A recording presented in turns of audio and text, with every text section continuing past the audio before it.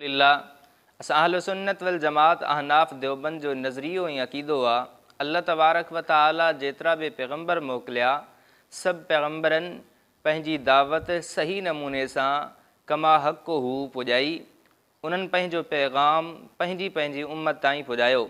लेकिन रज़ाख़ानियत जो अक़ीदो ऐं नज़रियो आहे त रसूल अनवर सल्लल्लाहु अलैहि वसल्लम खां अलावा बाक़ी तमामु अंबिया मआज़ अल्लाह सुम्मा मआज़ अल्लाह पंहिंजे मिशन में नाकाम रहा। उन्हनि पंहिंजी तबलीग जे अंदरि मआज़ अल्लाह कोताही कई।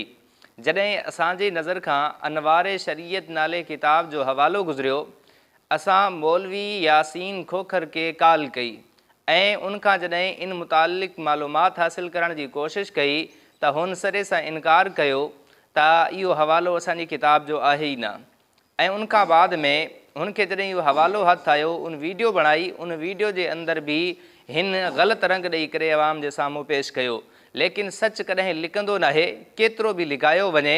मौलवी यासीन खोखर साहब पंहिंजी ज़ुबानी ये साॻिया ई अल्फाज़ दोहराए पियो, साॻिए ई नज़रिए खे दोहराए पियो। तव्हां उन जी ज़ुबानी ॿुधो। आया बेशक आया बरहक आया अल्लाह जी हेकड़ाई बयान कंदा रहा। अल्लाह ताला जी रात बाबरकात जी तौहीद बयान कंदा रहा, इस्लाम जी तबलीग कंदा रहा। पर कंहिं बि नबी इस्लाम जी तबलीग खे मुकम्मल न कयो आहे। कंहिं बि नबी इस्लाम जे अहकामात खे मुकम्मल न पुॼायो आहे। नबी दावा न कंदो करे वियो आहे त मां अॼु इस्लाम जा अहकाम पूरा करे छॾिया, इस्लाम जो निज़ाम तव्हांखे मुकम्मल ॾेई छॾियो आहे। तबलीग कंदा रहिया बराबर, अहकाम ॿुधाईंदा रहिया बराबर, पर इस्लाम खे मुकम्मल न कयो। सामईन तव्हां ॿुधो, वाज़े थी वियो त रज़ाख़ानियत जो अक़ीदो ऐं नज़रियो इहो आहे त मआज़ अल्लाह सुम्मा मआज़ अल्लाह रसूल अनवर सल्लल्लाहु अलैहि वसल्लम खां अलावा बाक़ी तमामु अंबिया पंहिंजे पैगाम ऐं मिशन में नाकाम रहा। इहा इंतिहाई दर्जे जी गुस्ताखी आहे, छो त अंबिया ऐं मुरसलीन पंहिंजे पंहिंजे मिशन जे अंदरि कामयाब विया। उन्हनि पंहिंजो पैगाम कमा हक़ हू पुॼायो। एॾियूं वॾियूं गुस्ताखियूं कनि था, लेकिन गुस्ताखी जी फतवा ॿियनि ते हणनि था। छो? जीअं चोर चोरी कंदो आहे, उनखां बाद में चोर चोर जो शोर कंदो आहे, ताकी माण्हुनि जो ज़हन इहो कमु करे त हीउ चोर नाहे। जेकॾहिं हीउ चोर हुजे हा त चोर चोर छो करे हा। इन जे करे हिननि गुस्ताखी खे लिकाइण जे लाइ उलमाए अहल सुन्नत वल जमात अहनाफ देवबंद ते गुस्ताखी जी फतवा हई। अवामुन्नास खे तासुर ॾिनो त हीअ वॾा नबी अलैहिस्सलातु वस्सलाम जा गुस्ताख़ आहिनि।